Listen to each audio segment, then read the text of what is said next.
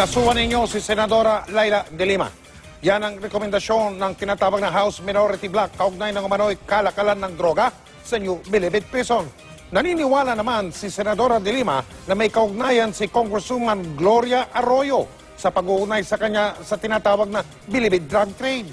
Nakatutok si Tina Panganiban Perez.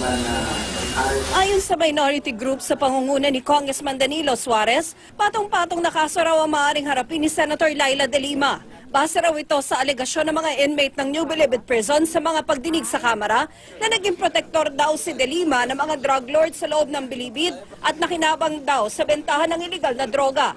Pwede rin daw sampahan ng direct at indirect bribery ang senadora at paglabag sa Anti-Graft and Corrupt Practices Act. Kung mapapatunayan, pwede raw makulong ang senadora ng hanggang 20 taon bukod sa matanggal sa pwesto at madisqualify sa gobyerno. The very office that's supposed to guard and protect this country against hideous acts of abuse and crime is the Department of Justice.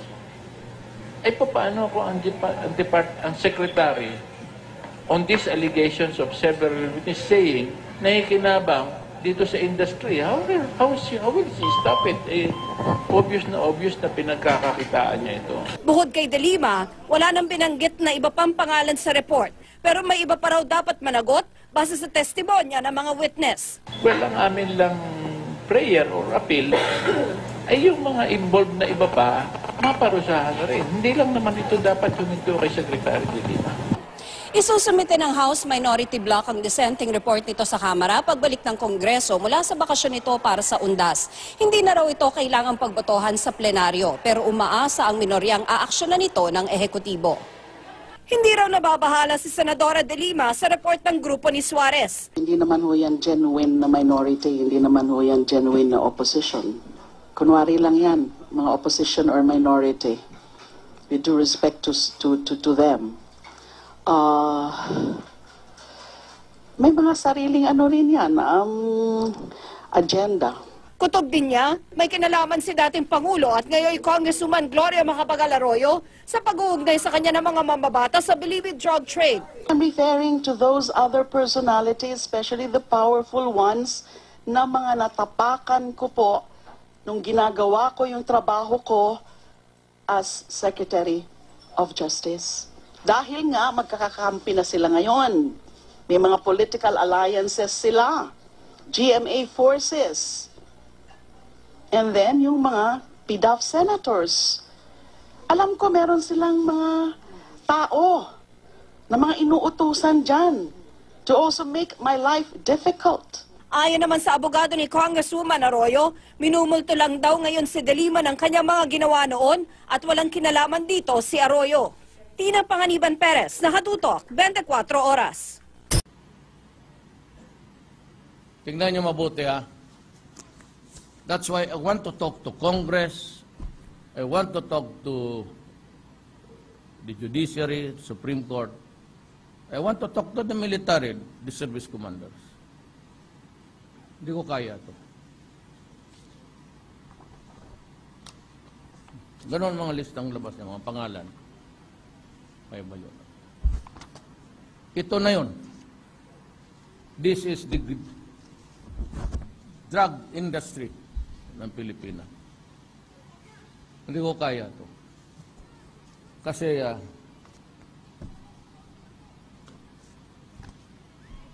ang taga-human rights mag-commit ng suicide. Kung tapusin ko to lahat, so and aming estimate is per person yung detoxification plus the medicines and the rehabilitation would reach trillion, almost a part of our budget.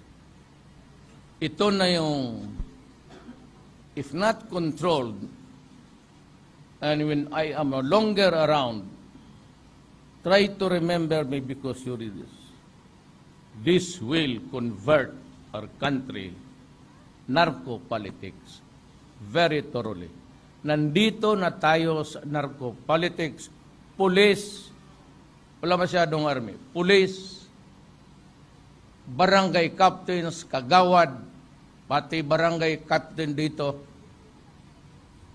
And I mean, it was submitted to me for validation and revalidation and revalidation. Ito ang dumating sa akin. Each space there has a name.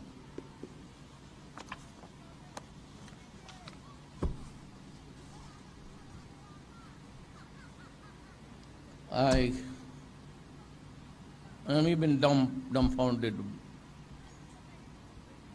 Ito ang nangyari sa Pilipinas, nakayaan eh. I am not blaming anybody.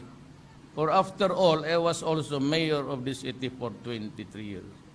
Pero at least dito, kundi ang tama, not so many, kasi takot mamatay. Dito sa Davao, wag na tayo magbulahan. Walang gumagana dito, kidnapper, gano'n. May mayroon pa naman yan.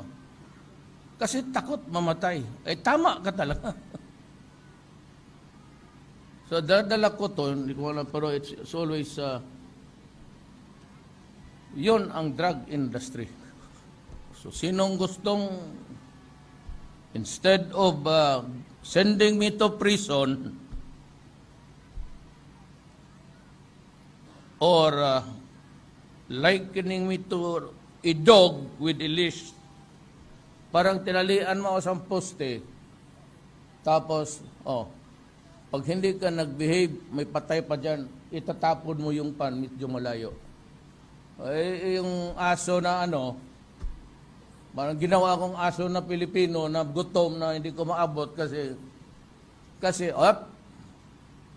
assistance, AIDS, hinto yan, anak ka na. Whatever happened to your humanity and to your, di mo na lang inisip yung 3 million na yan, masisira lahat. You know, it will destroy my country. That's why I'm going to kill you. Yan, it will destroy my country. Wala akong ibang mapuntahan eh.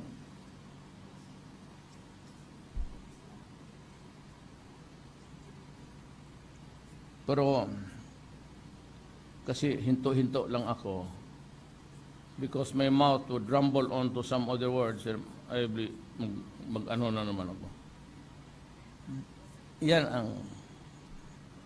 Yan talaga ang tama ng ginawa nila sa amin. Liken me to a dog, nasabi, no. So I will throw the pandesal far away, but you have to jump at it, choking you in the meantime, because ang pagtingin nila sa atin, patay gutom. Yun namang kumakampi doon sa mga hindi nila naintindihan because it's easy to criticize. Libre yan walang bayad. And you can say anything because you have at your disposal the clause of guarantees freedom of expression. We will swallow everything there. Kami yung naghingi ng trabaho na ito. And we were conscious of that. And maybe as a lawyer, all alone, as a mayor also, I was really, may kabana ako na, but it was not until after I became president na yung piniga ko na talaga lahat lumabas na. Sabi nila, it's a medical problem. Pati ba kami na nakatapos ng high school, bulahin mo pa ng gano'n? Whoever taught you to buy sickness there? Binibili mo yan siya bo. You give me that pakihawak ka ng tainga ko di tainga yung bunga ko dito banda para hindi yan ang the magnitude and the enormity of the problem will sap. And sabi ko sa iyo, I gave you the computation, I will repeat it so that they can hear. Wag na yung aking coming, I will breach the million mark at the end of the year. Yun na lang kay Santiago sa PDEA noon. 3 million. ang Finance Secretary made a computation. It amount to trillion. Detox, medisina, doktor, tapos sabihin mo lang may namatay dyan na 3,000, hindi mo nga alam kung sino, merong namatay, then and you look at me as if I enjoy killing my own countrymen. How I would love to do it to somebody else's territory. Pilipino, bakit? Kayo lang ba may puso na? When you have a sordid history of your own civilization, and yet you try to be prim and proper. Let's cut the hypocrisy of this. That's why after this, I have to talk to Malaysia. I'm going there to complete the tour, because those are the only countries that would really matter to me. Malaysia, because we have the Malacca Strait, we have this piracy going on. Every now and then, it puts to shame everybody. So it's high time that I talk to, again, President Widodo and Prime Minister Nabil. We have to do something about it. And walang sisihan dito, ha? Because ang propose ko talaga ganun din. It's always the ultimate. Why would I always chasing you? I'll just blow you to pieces. Huwag mo akong bigyan ng just like what they did in Africa, mga malalaking barko, puro oil, ginagawa na ng mga. Well, I'm warning you. Noon kasi kinakapture kayo. Dito, ang tataba dito ang isda ninyo. I'm not joking. I always go for the ace. Bakit ako I have to talk to Malaysia. I don't know their standard of justice. But Indonesia and Philippines, more or less, mga hardliner kami sa anything that is really out of this world that creates an outrage in a human being. Hindi ba tayo nagkulang sa ating spirituality, morality? But enough is enough. And kung makuha ko yung gusto ko na magdating, there's gonna be a real mag-russel-dassel ako dyan banda. At pati itong Cebu, nandyan na kasi. So I have to study very carefully how now to balance our money because they have to be treated. Akala lang siguro ganun lang.